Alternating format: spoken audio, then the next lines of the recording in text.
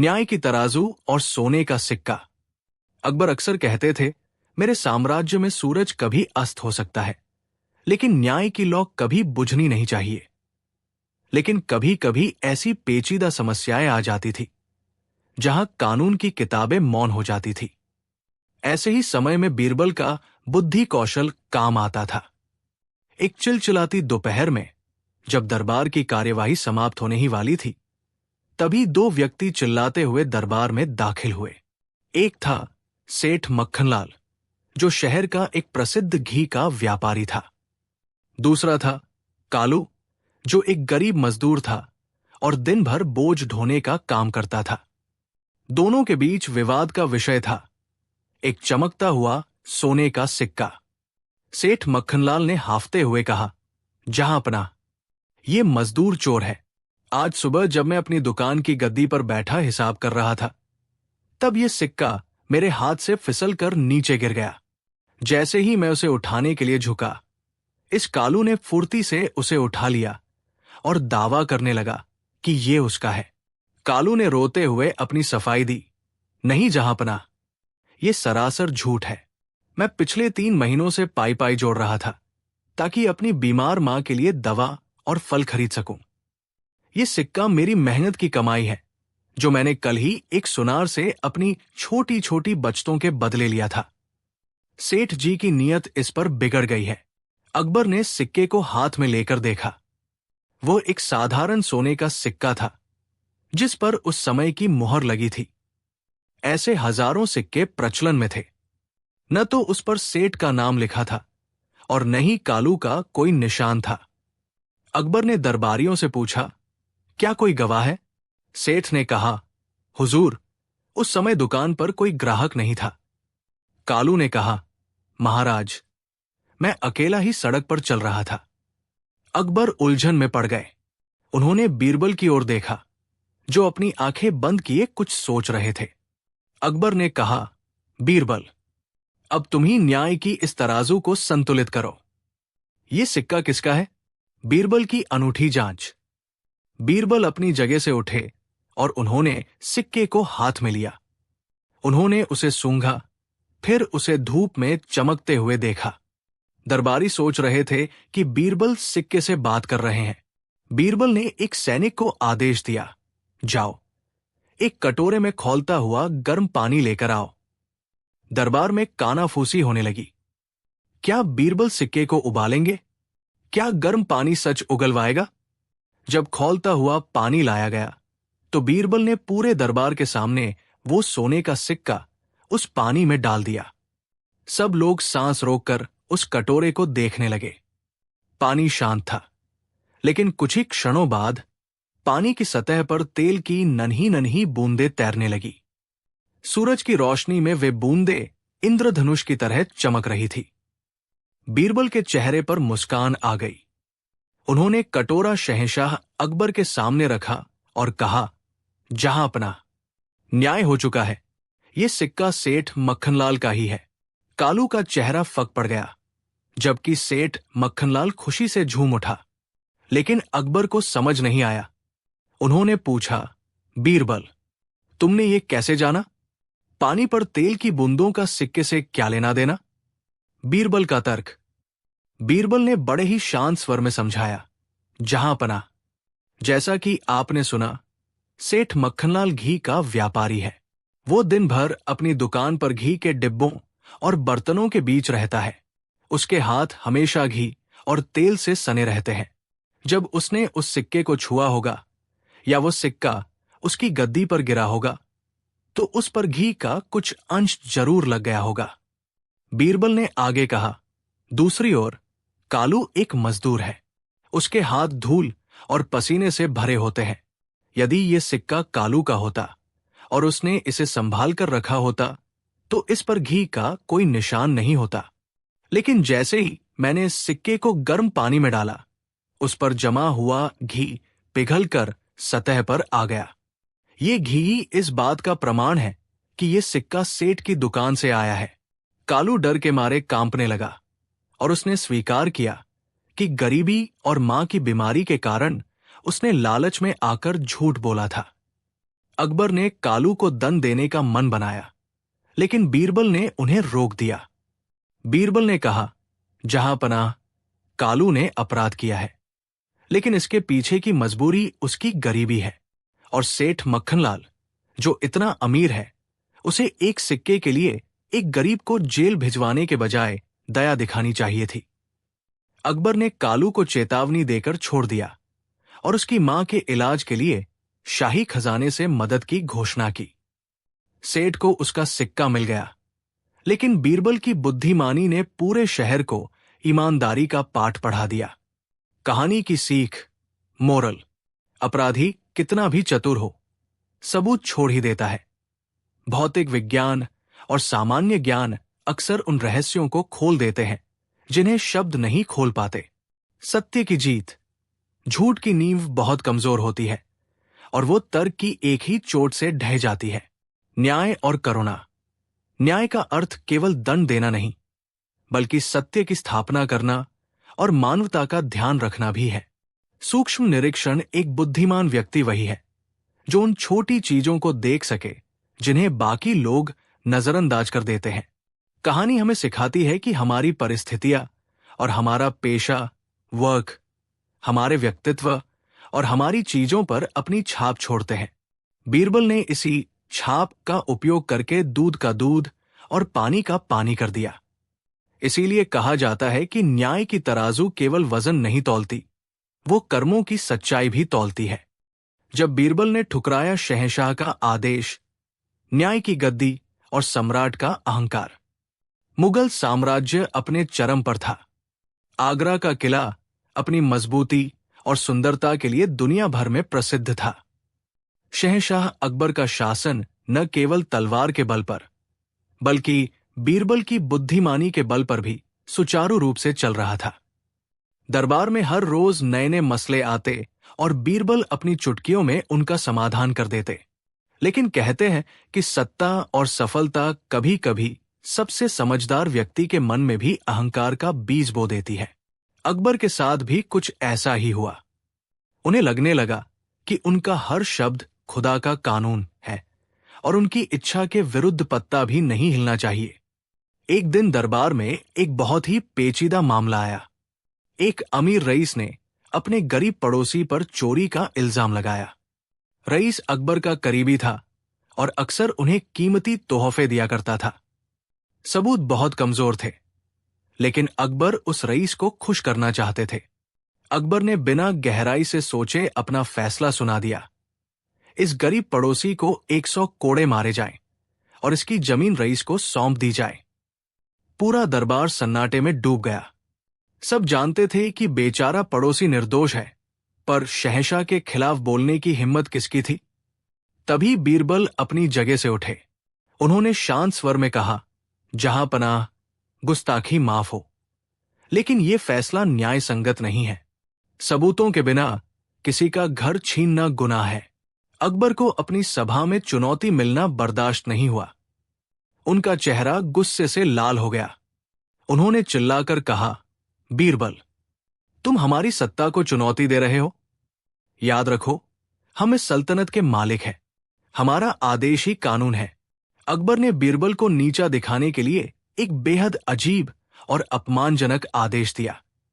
उन्होंने कहा, बीरबल, अगर तुम इतने ही न्यायप्रिय बनते हो तो जाओ और कल सुबह तक हमारे जूतों की धूल झाड़ो और पूरे शहर में ये मुनादी, घोषणा करो कि अकबर का हर गलत फैसला भी खुदा की मर्जी है।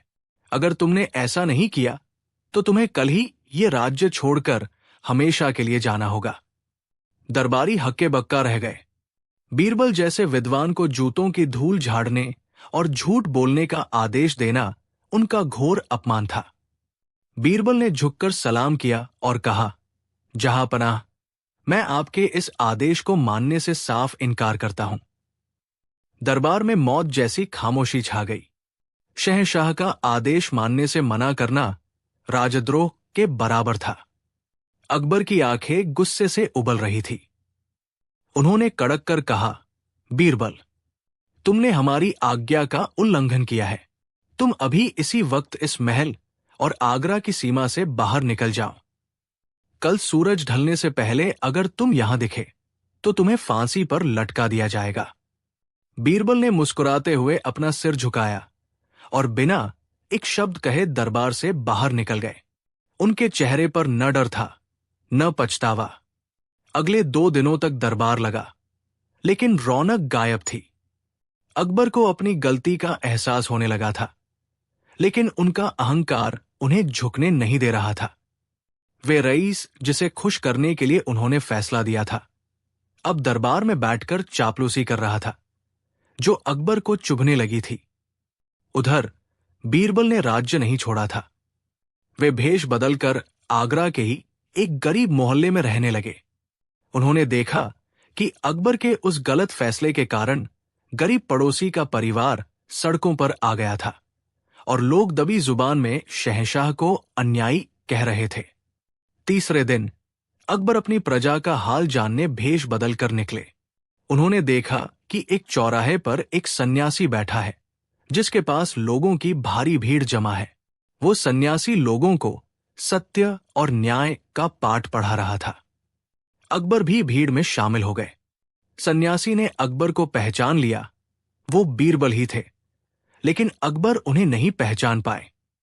सन्यासी ने जोर से कहा, भाइयों, दुनिया में 2 तरह के राजा होते हैं। एक वह जो जूतों की धूल झाड़कर खुश होता है, और दूसरा वह जो अपनी प्रजा के आंसू पोंछकर अमर हो जाता है। जो राजा अपने अहंकार को खुदा से बड़ा मानता है, उसका पतन निश्चित है। अकबर के दिल पर चोट लगी। वे समझ गए कि ये सन्यासी कोई साधारण व्यक्ति नहीं है। उन्होंने एकांत में सन्यासी से मिलने की इच्छा जताई।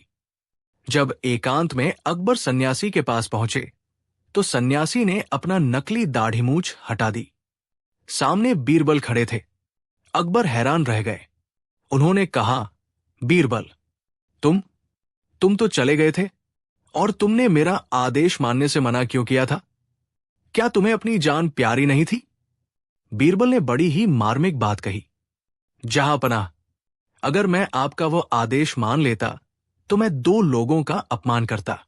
पहला, खुद का, क्योंकि एक विद्वान का काम जूतों की धूल झाड़ना नहीं, राजा को सही रास्ता दिखाना है। दूसरा, आपका, क्योंकि अगर मैं आपके गलत फैसले को खुदा की मर्जी बताता तो इतिहास आपको एक महान सम्राट नहीं, बल्कि एक कमजोर और अहंकारी राजा के रूप में याद करता। बीरबल ने आगे कहा, हुजूर, मैंने आदेश इसलिए नहीं टाला कि मुझे आपसे नफरत थी, बल्कि इसलिए टाला क्योंकि मुझे आपसे और आपके सम्मान से प्रेम था। एक सच्चा दोस्त वही है जो अपने दोस्त को गर्त में गिरने से रोक ले, चाहे उसके लिए उसे कड़वा ही क्यों न बोलना पड़े। अकबर की आंखों में आंसू आ गए। उनका अहंकार चूर चूर हो चुका था। उन्हें समझ आ गया कि बीरबल ने उनके जूतों की धूल झाड़ने से मना करके वास्तव में उनके चरित्र की धूल झाड़ दी थी और उसे चमका दिया था। अकबर ने बीरबल को गले लगा लिया और कहा, बीरबल, तुमने मुझे एक बार फिर बचा लिया। मैं अपनी सत्ता के नशे में इतना अंधा हो गया था कि मैं न्याय और अन्याय के बीच का फर्क भूल गया था। तुम्हारा मना करना मेरे लिए किसी वरदान से कम नहीं था। अगले दिन बीरबल पूरे सम्मान के साथ दरबार में वापस आए। अकबर ने अपना पिछला फैसला बदल दिया। उस रईस पर भारी जुर्माना लगाया गया जिसने झूठ बोला था, और उस गरीब पड़ोसी को उसकी जमीन वापस मिली। साथ ही उसे शाही खजाने से मुआवजा भी दिया गया। पूरे आगरा में अकबर और बीरबल की जय जयकार होने लगी। कहानी का मोरल, गलत का विरोध करें। चाहे सामने कोई कितना भी शक्तिशाली क्यों न हो, यदि उसका आदेश न्याय और मानवता के विरुद्ध है, तो उसे मानने से मना करना ही सच्ची वीरता है। सच्ची मित्रता और वफादारी का मतलब हमें हाँ मिलाना नहीं है। सच्चा वफादार वही है जो आपको आपकी गलती पर टोक सके। अहंकार का त्याग। सत्ता और पद का अहंकार इंसान की बुद्धि को ढक देता है। आत्ममंथन और सही सलाह को स्वीकार करना ही महानता की निशानी है। स्वाभिमान। इंसान को अपने सिद्धांतों से कभी समझौता नहीं करना चाहिए। बीरबल ने अपनी जान जोखिम में डाली, पर अपने स्वाभिमान और सत्य का साथ नहीं छोड़ा। बीरबल का अकबर का आदेश मानने से मना करना कोई विद्रोह नहीं, बल्कि एक उपचार था। यह कहानी हमें सिखाती है कि एक ना जो सत्य पर आधारित हो, उस हां से कहीं बेहतर है जो केवल चापलूसी और डर के लिए बोली गई हो। अकबर और बीरबल का रिश्ता इसीलिए महान था क्योंकि उसमें सत्य को स्वीकार करने की गुंजाइश थी। फारस के राजा का गुप्त संदेश और बीरबल की चतुराई। मुगलिया सल्तनत के सबसे प्रतापी राजा अकबर का दरबार अपनी भव्यता और विद्वानों की उपस्थिति के लिए पूरी दुनिया में प्रसिद्ध था। अकबर के नवरत्नों में बीरबल का स्थान सबसे ऊंचा था। बीरबल की ख्याति केवल भारत तक ही सीमित नहीं थी, बल्कि उनकी बुद्धिमानी के चर्चे अरब, मध्य एशिया और फारस, ईरान तक फैले हुए थे। फारस के राजा अक्सर अकबर को चुनौती भरे संदेश भेजते रहते थे ताकि वे देख सकें कि क्या वाकई अकबर के पास इतने बुद्धिमान मंत्री हैं। एक ठंडी सुबह जब दिल्ली के लाल किले में अकबर का दरबार लगा हुआ था, तभी फारस के राजा का एक विशेष दूत एक बड़े संदूक और एक गुप्त पत्र के साथ पहुंचा। दूत ने झुककर सलाम किया और कहा, शहंशाहेंद, हमारे फारस के सुल्तान ने आपके लिए एक भेंट और एक गुप्त संदेश भेजा है। सुल्तान का कहना है कि यदि आपके दरबार में वाकई कोई बुद्धिमान व्यक्ति है तो वो इस चुनौती का उत्तर दे। अकबर ने पत्र पढ़ा। पत्र में लिखा था, आलमपनाह अकबर, मैंने सुना है कि आपके पास बीरबल नाम का एक अत्यंत चतुर व्यक्ति है। मैं एक लोहे के पिंजरे में एक खूंखार शेर भेज रहा हूं। शर्त यह है कि आपको इस शेर को पिंजरे से बाहर निकालना है, लेकिन न तो पिंजरे का दरवाजा खोला जाएगा, नहीं पिंजरे की एक भी सलाख तोड़ी जाएगी और न ही शेर को कोई इंसान हाथ लगाएगा। यदि आप ऐसा करने में सफल रहे तो मैं मान लूंगा कि आपके दरबार की बुद्धिमानी का डंका बजाना सही है, वरना आपको स्वीकार करना होगा कि फारस की बुद्धि श्रेष्ठ है। दरबार में सन्नाटा। जैसे ही अकबर ने यह शर्त सुनाई, पूरे दरबार में सन्नाटा पसर गया। दरबारी एक दूसरे का मुंह ताकने लगे। लोहे का पिंजरा मंगाया गया। वो पिंजरा चारों तरफ से मजबूती से बंद था। उसके भीतर एक बड़ा सा पीले रंग का शेर खड़ा था जो बिल्कुल असली लग रहा था। दरबारी आपस में कानाफूसी करने लगे। ये तो असंभव है, बिना पिंजरा खोले शेर बाहर कैसे आएगा? क्या ये कोई काला जादू है? अकबर भी चिंतित हो गए। उन्होंने अपने खास दरबारी मुल्ला दुप्याजा की ओर देखा। मुल्ला ने सिर झुका लिया। फिर उन्होंने बीरबल की ओर देखा, जो बहुत ध्यान से उस पिंजरे और शेर का निरीक्षण कर रहे थे। बीरबल का निरीक्षण। बीरबल धीरे से उठे और पिंजरे के चारों ओर चक्कर लगाने लगे। उन्होंने गौर किया कि शेर की आंखों में कोई चमक नहीं है और वह बिल्कुल स्थिर है। बीरबल के चेहरे पर एक मंद मुस्कान आ गई। वे समझ गए कि फारस के राजा ने असल में क्या खेल खेला है। बीरबल ने अकबर से कहा, जहांपनाह, इस समस्या का समाधान बहुत सरल है। बस मुझे 2 घंटे का समय और कुछ जलती हुई मशालें चाहिए। अकबर थोड़े हैरान थे, लेकिन उन्हें बीरबल पर पूरा भरोसा था। उन्होंने तुरंत आदेश दिया, बीरबल को जो चाहिए वह दिया जाए। चमत्कार का दृश्य। बीरबल ने सैनिकों को आदेश दिया कि वे जलती हुई मशालों को पिंजरे के बिल्कुल करीब ले जाएं। जैसे जैसे मशालों की गर्मी पिंजरे के भीतर पहुंचने लगी, एक अजीब सी घटना घटने लगी। वो शेर, जो इतना खूंखार और असली लग रहा था, धीरे धीरे पिघलने लगा। दरबारी अपनी आंखों पर यकीन नहीं कर पा रहे थे। दरअसल वो शेर मांस का नहीं बल्कि मोम, वैक्स का बना हुआ था। फारस के कारीगरों ने उसे इतनी सफाई से बनाया था और उस पर असली शेर जैसी खाल का रंग चढ़ाया था कि दूर से देखने पर कोई भी धोखा खा जाए। गर्मी पाकर मोम पिघलकर पिंजरे की सलाखों के नीचे से बाहर बहने लगा। कुछ ही देर में शेर पूरी तरह पिघलकर तरल बन गया और पिंजरा खाली हो गया। बीरबल ने दूत की ओर मुड़कर कहा, लीजिए दूत महोदय, शेर पिंजरे से बाहर आ गया है। न पिंजरा खुला, न सलाखें टूटीं। शहंशाह अकबर ठहाका मारकर हंस पड़े और दूत शर्मिंदा हो गया। अकबर बहुत खुश हुए, लेकिन बीरबल यहीं नहीं रुके। उन्होंने अकबर से कहा, जहांपनाह, फारस के राजा ने हमें चुनौती दी है, तो हमारा भी हक बनता है कि हम उन्हें अपनी बुद्धिमानी का एक छोटा सा नमूना भेजें। अकबर ने सहमति दी। बीरबल ने एक मिट्टी का छोटा सा घड़ा लिया, जिसका मुंह बहुत छोटा था। उन्होंने दूत को बुलाया और कहा, यह घड़ा फारस के राजा को दीजिएगा और उनसे कहिएगा कि इसमें बुद्धि का फल भरा हुआ है। उन्हें यह फल बिना घड़ा तोड़े और बिना उसे नुकसान पहुंचाए बाहर निकालना है। यदि वे ऐसा नहीं कर पाए तो उन्हें मानना होगा कि हिंदुस्तान की मिट्टी में बुद्धि उपजती है। दूत घड़ा लेकर फारस पहुंचा। राजा ने जब घड़ा देखा तो वे चकरा गए। घड़े के छोटे से मुंह के अंदर एक बहुत बड़ा कद्दू, पंपकिन, फंसा हुआ था। वो कद्दू घड़े के आकार का ही था। राजा और उनके वजीर समझ नहीं पा रहे थे कि इतना बड़ा कद्दू इस छोटे से मुंह वाले घड़े के अंदर गया कैसे, और अब इसे बिना घड़ा तोड़े निकाला कैसे जाए। हफ्तों बीत गए। फारस के सबसे बड़े विद्वान हार मान गए। अंततः फारस के राजा को संदेश भेजना पड़ा कि वे हार मान चुके हैं और पूछना चाहते हैं कि यह कैसे संभव हुआ। बीरबल ने उत्तर भिजवाया, सुल्तान, जब कद्दू छोटा था तभी हमने घड़े को बेल पर रख दिया था और कद्दू को घड़े के अंदर डाल दिया था। जैसे जैसे कद्दू बढ़ा, उसने घड़े का आकार ले लिया।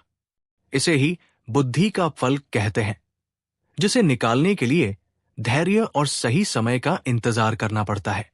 फारस के राजा बीरबल की इस चतुराई और हाजिर जवाबी के कायल हो गए और उन्होंने अकबर को पत्र लिखकर स्वीकार किया कि बीरबल जैसा बुद्धिमान पूरी दुनिया में दूसरा कोई नहीं है। कहानी की सीख, मोरल, धैर्य और बुद्धि। दुनिया में ऐसी कोई समस्या नहीं है जिसे बुद्धि और शांति से हल न किया जा सके। जहां शारीरिक बल काम नहीं आता, वहां दिमागी बल काम आता है। दृष्टिकोण, चीजें जैसी दिखती हैं, हमेशा वैसी होती नहीं है जैसे मोम का शेर। इसलिए गहराई से निरीक्षण करना आवश्यक है। ईंट का जवाब पत्थर से, चुनौती का उत्तर केवल रक्षात्मक होकर नहीं, बल्कि अपनी प्रतिभा दिखाकर आक्रामक रूप से भी देना चाहिए। ये कहानी हमें सिखाती है कि कठिन परिस्थितियों में घबराने के बजाय अपनी आंखों और दिमाग को खुला रखना चाहिए। बीरबल ने न केवल अकबर का मान बढ़ाया, बल्कि फारस के राजा को भी एक महत्वपूर्ण सबक सिखाया। अकबर और 3 आलसी जो अक्ल के धनी थे। आगरा का दरबार उस दिन कुछ ज्यादा ही व्यस्त था। अकबर सिंहासन पर बैठे थे और सामने मंत्रियों की शिकायतों की लंबी कतार लगी थी। कोई कहता, जहांपनाह, लोग कामचोर हो गए हैं। कोई बोला, राज्य में आलस बढ़ रहा है। कोई चिल्लाया, आजकल लोग काम से ज्यादा बहाने ढूंढते हैं। अकबर ने गहरी सांस ली और कहा, लगता है आलस अब बीमारी बन गया है। बीरबल मुस्कुराए, जहांपनाह, बीमारी नहीं, कभी कभी ये दिमाग की आराम योजना भी होती है। अकबर हंसे, मतलब? बीरबल बोले, हर आलसी मूर्ख नहीं होता। अकबर की आंखें चमकी। तो आज देखते हैं। तभी दरबारी ने आवाज लगाई, जहांपनाह, 3 आदमी दरबार में हाजिर होना चाहते हैं। 3 लोग अंदर आए। पहला इतना सुस्त कि चलते चलते उबासी ले रहा था। दूसरा बैठते ही जमीन पर लेट गया। तीसरा आंखें बंद किए जैसे सोचते सोचते सो गया हो। अकबर ने आश्चर्य से पूछा, ये लोग कौन हैं? तीनों ने एक साथ कहा, जहांपनाह, हम आलसी हैं। दरबार ठहाकों से गूंज उठा। पहला बोला, मैं इतना आलसी हूं कि अगर भूख लगे तो रोटी तक खुद नहीं तोड़ता। दूसरा बोला, मैं इतना आलसी हूं कि अगर रास्ता घुमावदार हो तो घर बदल लेता हूं। तीसरा आंखें बंद किए बोला, मैं इतना आलसी हूं कि सोचने में भी थक जाता हूं। मंत्री हंसते हंसते बोले, जहांपनाह, इन्हें बाहर निकलवा दीजिए। लेकिन बीरबल चुपचाप देख रहे थे। अकबर बोले, अगर तुम सच में आलसी हो तो यहां क्यों आए? पहला बोला, क्योंकि हमें सुना था कि यहां बैठकर भी इनाम मिलता है। दूसरा बोला, और काम नहीं करना पड़ता। तीसरा बोला, और सोचने का पैसा मिलता है। अकबर हंस पड़े। अच्छा, तो आज तुम्हारी परीक्षा होगी। तीनों घबरा गए। काम करना पड़ेगा? पहला डर गया। चलना पड़ेगा? दूसरा कांप गया। जागना पड़ेगा? तीसरा कराहा। अकबर बोले, नहीं, सिर्फ सोचो। तीनों के चेहरे खिल गए। अकबर ने कहा, यह पत्थर दरबार के दूसरे सिरे तक पहुंचाना है। मंत्री बोले, अब तो इनकी पोल खुलेगी। पहला आलसी बोला, मैं इसे लात मार दूंगा। दूसरा बोला, मैं किसी और से उठवा दूंगा। तीसरा बोला, मैं रास्ते में बैठ जाऊंगा। पत्थर खुद मेरे पास आ जाएगा। दरबार हंस पड़ा। बीरबल मुस्कुराए और बोले, जहांपनाह। तीनों ने अलग अलग तरीका चुना, लेकिन किसी ने खुद नहीं उठाया। अकबर ने तीनों को एक दिन बिना खाना दिए दरबार में बैठाया। मंत्री बोले, अब देखो कैसे अक्ल भागेगी। शाम को अकबर ने पूछा, भूख लगी? पहला बोला, इसलिए मैं ज्यादा बोल नहीं रहा। दूसरा बोला, भूख लगी है, इसलिए ऊर्जा बचा रहा हूं। तीसरा बोला, भूख लगी है, इसलिए सोच रहा हूं खाना कैसे कम खाया जाए। बीरबल हंस पड़े। अकबर ने पूछा, अगर राज्य में काम कम हो जाए और लोग ज्यादा आराम चाहें तो राजा क्या करे? मंत्री बोले, काम बढ़ाए। पहला आलसी बोला, काम आसान करे। दूसरा बोला, काम बांट दे। तीसरा बोला, काम ऐसा बनाए कि आदमी कम मेहनत में ज्यादा कर ले। दरबार अचानक शांत हो गया। बीरबल आगे आए। जहांपनाह। बीरबल बोले, ये तीनों आलसी है, लेकिन अक्ल के धनी है।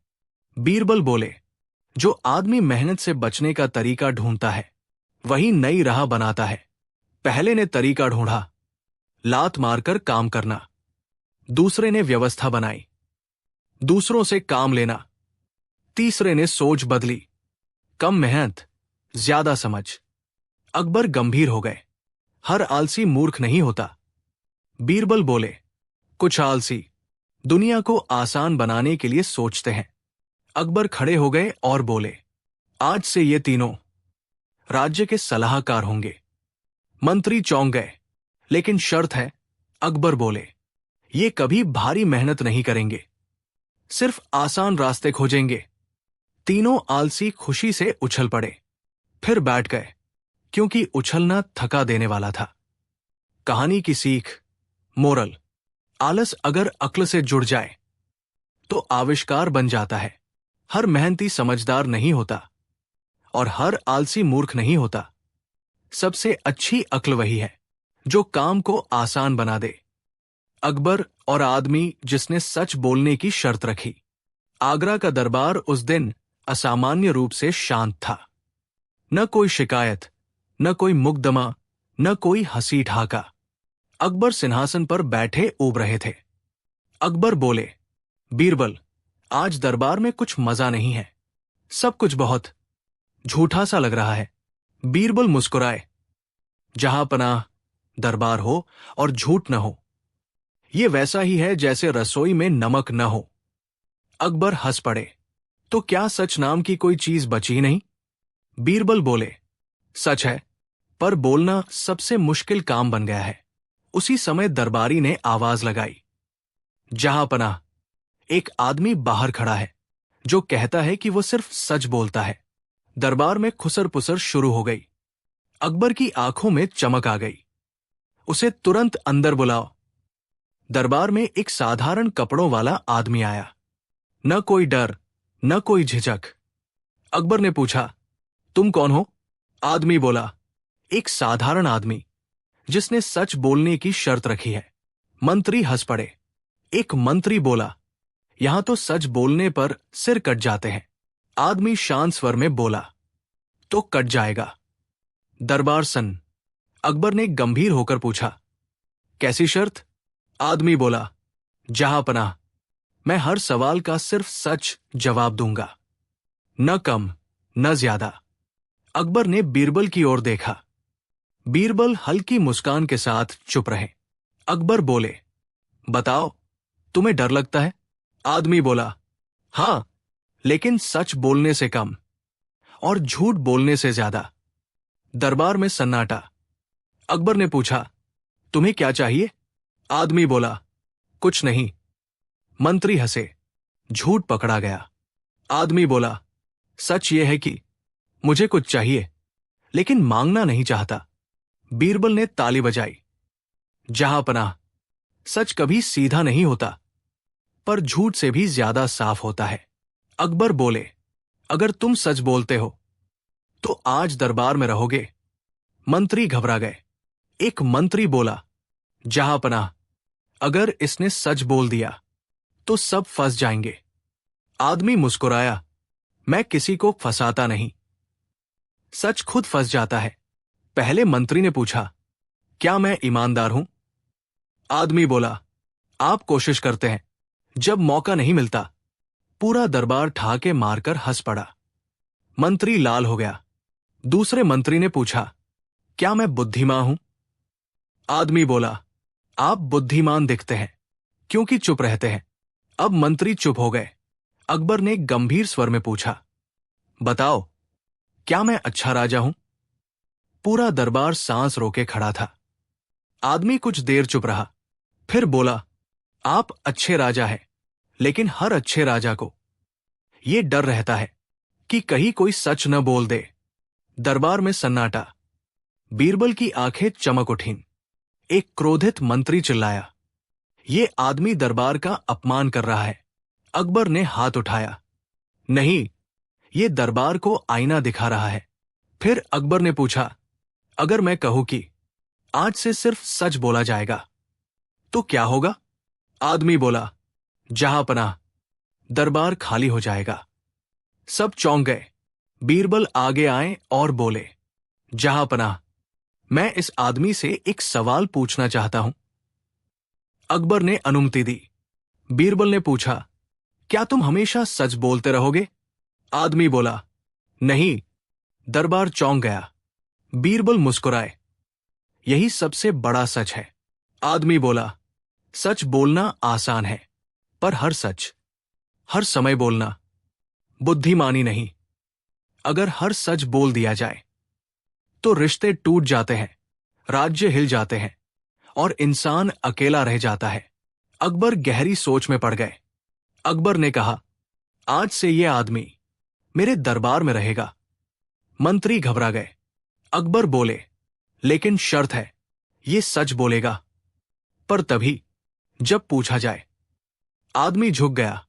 दरबार समाप्त होने पर अकबर ने बीरबल से पूछा, क्या सच बोलना सही है? बीरबल मुस्कुराए और बोले, जहांपनाह, सच दवा की तरह है, अगर ज्यादा हो जाए तो बीमारी बन जाता है। अकबर हंसे और बोले, लगता है आज मैंने भी एक कड़वा सच सीख लिया। कहानी की सीख, मोरल, सच सबसे ताकतवर होता है, लेकिन उसे कब, कैसे और कितना बोलना है, ये अक्ल तय करती है। हर सच कहना ईमानदारी नहीं, और हर चुप्पी झूठ नहीं होती। बुद्धिमान वही है जो सच को हथियार नहीं, रास्ता बनाए। ईरान के राजा का गुप्त संदेश, बीरबल की दिव्य दृष्टि, मुगल सम्राट अकबर की बुद्धिमानी और उनके दरबार के नवरत्नों की चर्चा 7 समंदर पार तक थी। ईरान के शाह, राजा अक्सर अकबर के पास दूतों के माध्यम से चुनौतियां और पहेलियां भेजते रहते थे। एक दिन ईरान का एक दूत अकबर के दरबार में पहुंचा। उसके हाथ में एक रेशमी मखमल का थैला था और चेहरे पर एक अजीब सी मुस्कान थी। उसने झुककर सलाम किया और कहा, जहांपनाह, हमारे शाह ने आपके लिए एक अत्यंत गुप्त और विशेष संदेश भेजा है। यह संदेश केवल वही पढ़ सकता है जो वास्तव में संसार का सबसे बुद्धिमान व्यक्ति हो। शाह ने कहा है कि यदि आपके दरबार में कोई इसे न पढ़ सका तो हमें यह मानना होगा कि अक्ल के मामले में ईरान का पलड़ा भारी है। अकबर ने उत्सुकता से वो थैला खोला। उसके अंदर एक सुनहरी नली, ट्यूब थी। जब नली खोली गई तो उसमें से कागज का एक बड़ा टुकड़ा निकला। अकबर ने उसे खोलकर देखा और दंग रह गए। वो कागज दोनों तरफ से बिल्कुल कोरा, ब्लैंक था। उस पर न तो कोई अक्षर था, न कोई चित्र और न ही कोई निशान। अकबर ने दूत की ओर देखा और बोले, क्या ये कोई मजाक है? ये कागज तो बिल्कुल खाली है। दूत ने बड़ी विनम्रता से कहा, महाराज, हमारे शाह का कहना है कि बुद्धिमानों के लिए अक्षर ही सब कुछ नहीं होते।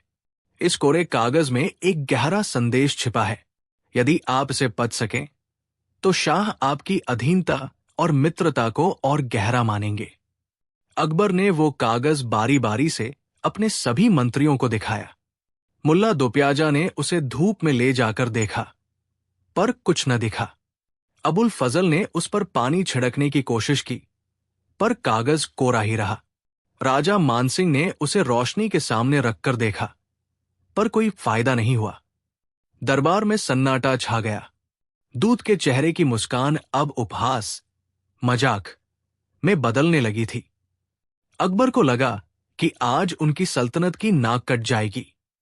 तभी उन्होंने हमेशा की तरह बीरबल की ओर देखा। बीरबल उस कागज को बड़ी गौर से देख रहे थे।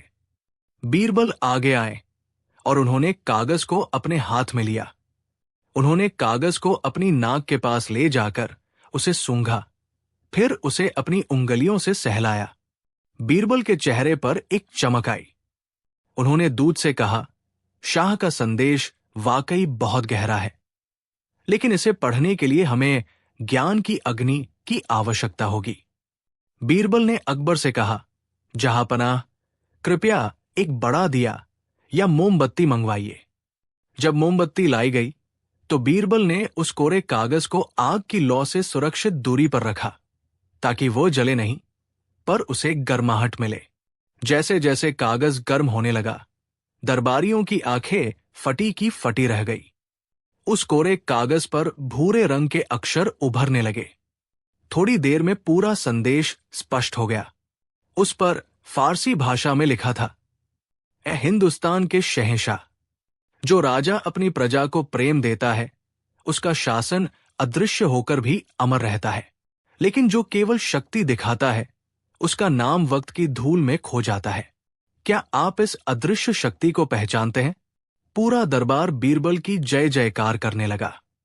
अकबर ने चकित होकर पूछा, बीरबल, तुमने ये कैसे जाना कि इस पर कुछ लिखा है और वो गर्मी से ही दिखेगा? बीरबल ने मुस्कुराते हुए कहा, महाराज, जब मैंने कागज को सूंघा तो मुझे प्याज के रस और नींबू की हल्की गंध आई। ईरान और अन्य देशों में गुप्त संदेश भेजने के लिए अक्सर अदृश्य स्याही का प्रयोग किया जाता है। प्याज का रस सूखने के बाद पारदर्शी हो जाता है, लेकिन जब उसे गर्मी दी जाती है तो वो ऑक्सीडाइज होकर भूरे रंग का हो जाता है और अक्षर उभर आते हैं। दूत की मुस्कान और शाह की चुनौती ने मुझे इशारा कर दिया था कि संदेश अदृश्य ही होगा। अकबर बीरबल की चतुराई से बेहद खुश हुए। उन्होंने दूत को बहुत सारे उपहार दिए और बदले में ईरान के राजा के लिए भी एक कोरा कागज भेजा। बीरबल ने उस कागज पर एक विशेष विधि से जवाब लिखा। जब वो कागज ईरान पहुंचा और शाह ने उसे गर्म किया तो उस पर लिखा था, अदृश्य शक्ति वो नहीं जो कागज पर दिखे, बल्कि वो है जो प्रजा के दिलों में धड़कती है। बीरबल की तरफ से शाह को सलाम। ईरान के राजा बीरबल की इस हाजिर जवाबी के कायल हो गए और उन्होंने स्वीकार किया कि बीरबल जैसा बुद्धिमान व्यक्ति पूरी दुनिया में कोई दूसरा नहीं है। कहानी का सार, चीजें जैसी दिखती है हमेशा वैसी नहीं होती। एक कोरा कागज भी एक गहरा संदेश समेटे हुए हो सकता है। हमें गहराई से सोचने की आदत डालनी चाहिए कि समय घबराने के बजाय बीरबल की तरह शांत रहकर स्थिति का बारीकी से निरीक्षण करना चाहिए। बुद्धि का कोई विकल्प नहीं। तलवार जो काम नहीं कर सकती, वो काम एक छोटी सी बुद्धि और सही जानकारी जैसे अदृश्य स्याही का ज्ञान कर सकती है। अपनी बुद्धिमानी से आप युद्ध टाल सकते हैं और शत्रुओं को भी मित्र बना सकते हैं। ये कहानी हमें सिखाती है कि ज्ञान केवल किताबों में नहीं होता, बल्कि वह हमारे आसपास की चीजों को समझने की क्षमता में होता है।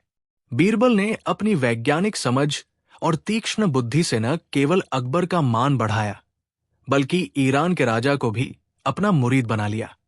बीरबल और सत्य की 4 दीवारें। एक शाम जब वे आगरा के बाजार से गुजर रहे थे, उन्होंने देखा कि एक बूढ़ी औरत एक आलीशान हवेली के बाहर बैठकर फूट फूट कर रो रही थी। अकबर ने अगले दिन दरबार में उस औरत को बुलवाया। वो औरत एक विधवा थी जिसका नाम शांति था। उसने रोते हुए कहा, जहांपनाह, मैं एक गरीब औरत हूं। मेरे पति ने मरते समय मेरी सुरक्षा के लिए 1000 स्वर्ण मुद्राएं एक मटके में भरकर अपने सबसे करीबी मित्र सेठ धनीराम के पास अमानत के तौर पर रखी थी।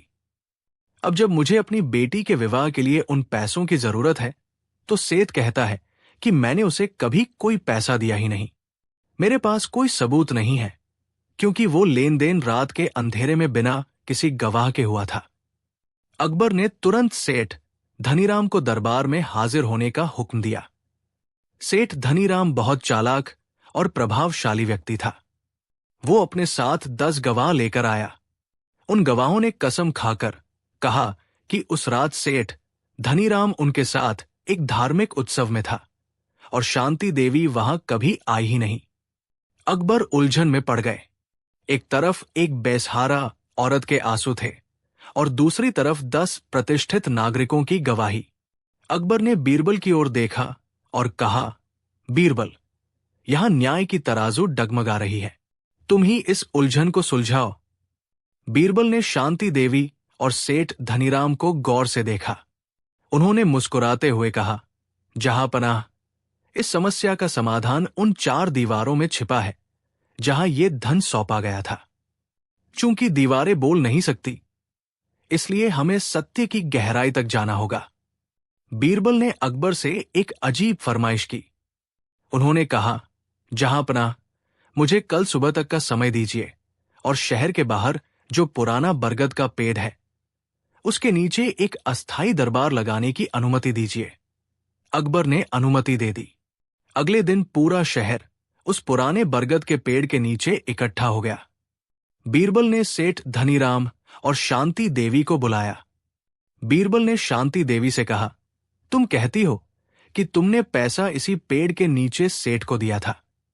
जाओ, इस पेड़ को बुलाकर लाओ ताकि वो गवाही दे सके।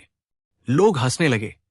शांति देवी ने कहा, हुजूर, पेड़ कैसे चल सकता है? बीरबल ने कड़ाई से कहा, जाओ और पेड़ से कहो कि बीरबल ने बुलाया है। अगर तुम नहीं गई तो मैं मान लूंगा कि तुम झूठ बोल रही हो। शांति देवी दुखी मन से पेड़ की ओर चल दी। वो वहां घंटों बैठी रही और पेड़ से विनती करती रही, लेकिन पेड़ तो पेड़ था। इधर दरबार में बीरबल और सेठ धनीराम बैठे प्रतीक्षा कर रहे थे। काफी समय बीत गया। बीरबल ने अचानक सेठ धनीराम से पूछा, सेठ जी, वो बुढ़िया अभी तक आई नहीं, क्या वो पेड़ बहुत दूर है? सेठ ने बिना सोचे समझे जवाब दिया, नहीं हुजूर, वो बरगद का पेड़ तो यहां से मुश्किल से 2 कोस की दूरी पर है। वो अब तक पहुंच जानी चाहिए थी।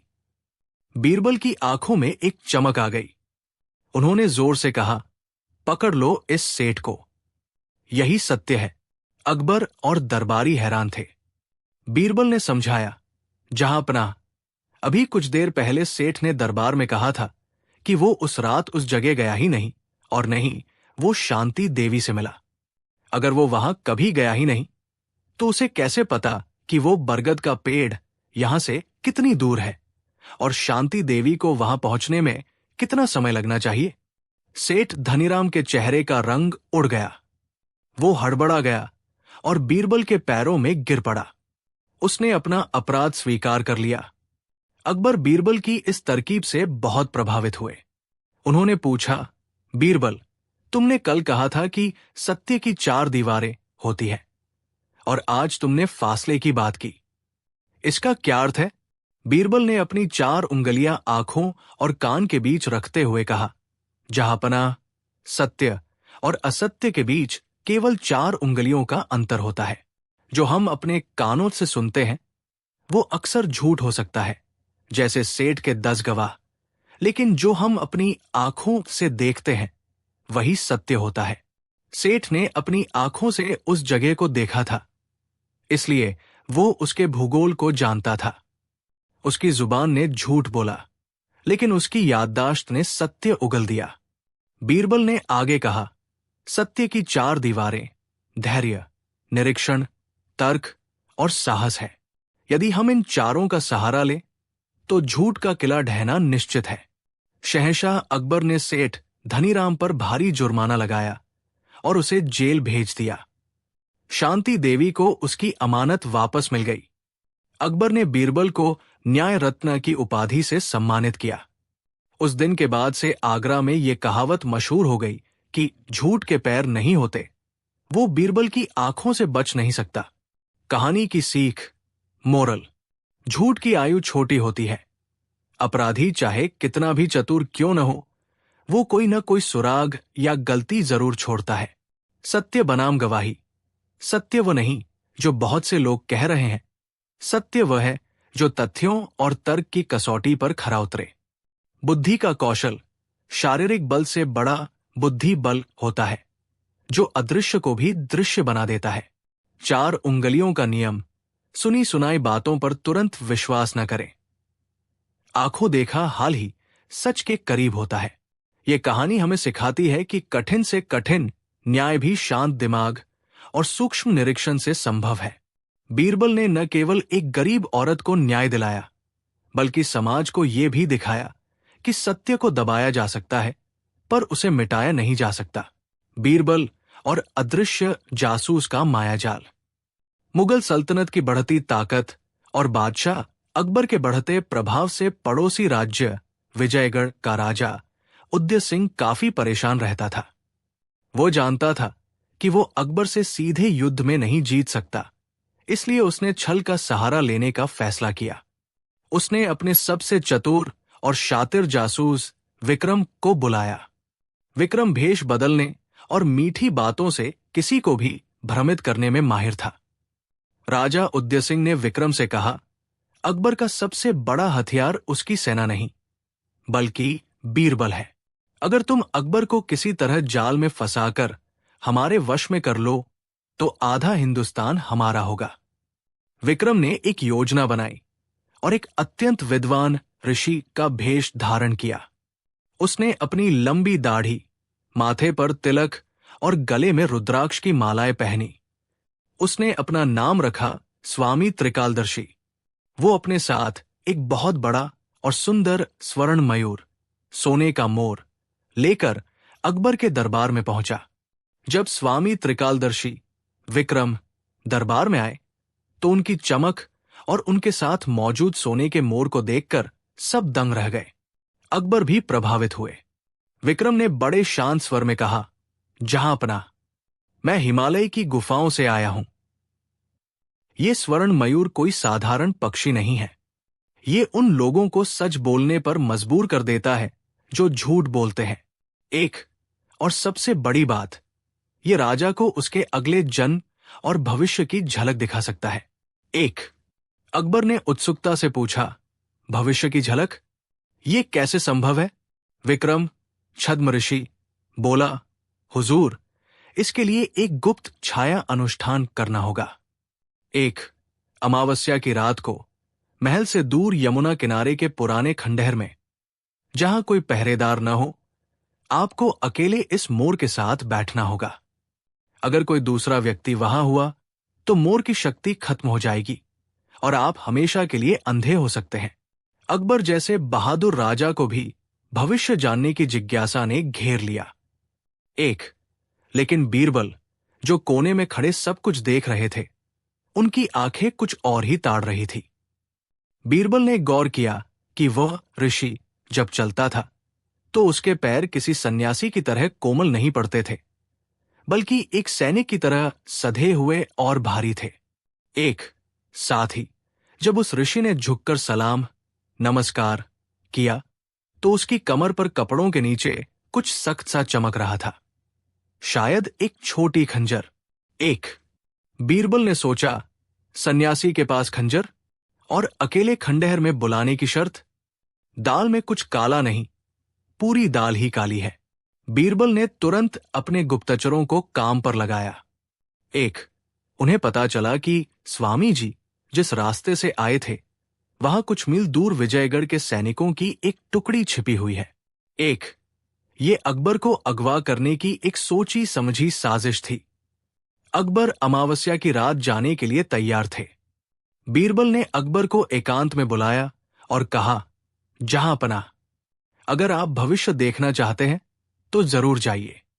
एक, दो, लेकिन एक छोटा सा प्रयोग कीजिए। उस स्वर्ण मयूर को आज रात मेरे घर भेज दीजिए ताकि मैं भी देखूं कि क्या वो मुझे कल का नाश्ता दिखा सकता है। अकबर हंस पड़े और उन्होंने मोर बीरबल के यहां भेज दिया। बीरबल ने रात भर उस सोने के मोर की जांच की। उन्हें पता चला कि उस मोर के पेट के अंदर एक बारीक छेद है जहां से एक विशेष नशीली गैस छोड़ी जा सकती थी।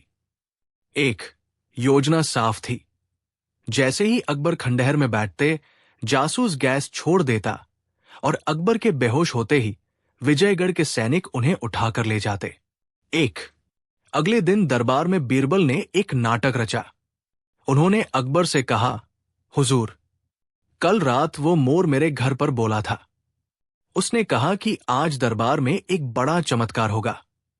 जो जासूस होगा उसके माथे पर लाल रंग का निशान अपने आप उभर आएगा। एक, विक्रम, जासूस, ये सुनकर घबरा गया। उसने अनजाने में ही अपना हाथ अपने माथे पर फेरा। बीरबल ने तुरंत उसे पकड़ लिया। एक, बीरबल ने कहा, स्वामी जी, माथे पर हाथ क्यों? क्या आपको डर है कि निशान दिख जाएगा? जासूस ने अपनी तलवार निकाल ली और अकबर पर हमला करना चाहा, लेकिन बीरबल के सिपाही पहले से ही मुस्तैद थे। विक्रम पकड़ा गया। 1, 3, 4, 5, 6 बीरबल ने सोने के मोर को तोड़कर दिखाया और उसके अंदर की नशीली गैस का रहस्य खोला। अकबर दंग रह गए। उन्होंने जासूस को कालकोठरी में डालने का हुक्म दिया। अकबर ने बीरबल से पूछा, बीरबल, तुम्हें कैसे पता चला? बीरबल मुस्कुराकर बोले, जहां पनाह, एक असली ऋषि कभी भविष्य का लालच देकर राजा को अकेला नहीं बुलाता। एक, वो जासूस अपनी चालों में माहिर था, लेकिन उसकी चालों की आवाज उसके कदमों में छिपी थी। एक, कहानी का मोरल, शिक्षा, अति जिज्ञासा खतरनाक है। कभी कभी भविष्य जानने या असंभव को पाने का लालच हमें मुसीबत में डाल सकता है। एक, सजगता ही सुरक्षा है। शत्रु हमेशा हमला सामने से नहीं करता, कभी कभी वो उपहार और भक्ति का चोला ओढ़कर भी आता है। एक, तर्क और अवलोकन किसी भी व्यक्ति के बाहरी भेष पर नहीं, बल्कि उसके आचरण और सूक्ष्म हरकतों पर ध्यान देना चाहिए। एक, 7, बुद्धिमान वही है जो मीठी बातों के पीछे छिपे कड़वे इरादों को भांप ले। एक, निष्कर्ष, ये कहानी हमें सिखाती है कि चाहे दुश्मन कितना भी शातिर क्यों न हो, अगर हम शांत रहकर बारीकियों पर ध्यान दें तो हम हर जाल को काट सकते हैं। एक, अकबर और 3 मंत्री जो कुछ भी साबित नहीं कर पाते थे। आगरा का दरबार उस दिन असामान्य रूप से गंभीर था। अकबर बादशाह सिंहासन पर बैठे थे, लेकिन उनके चेहरे पर मुस्कान नहीं थी। तीनों मंत्री सामने खड़े थे, सीना ताने हुए, गर्दन ऊंची और आंखों में आत्मविश्वास भरा हुआ। पहला मंत्री बोला, जहां पनाह, मैं सबसे बुद्धिमान मंत्री हूं। दूसरा बोला, जहां पनाह, मेरी समझ पूरे राज्य में प्रसिद्ध है। तीसरा बोला, जहां पनाह, अगर मैं न होता तो यह दरबार ही न चलता। अकबर ने भौहें चढ़ाई। अच्छा, बीरबल पास खड़े थे, होठों पर हल्की मुस्कान। अकबर बोले, तुम तीनों रोज यही कहते हो, लेकिन आज तक कुछ भी साबित नहीं कर पाए। तीनों मंत्री एक साथ बोले, जहां पनाह, मौका ही नहीं मिला।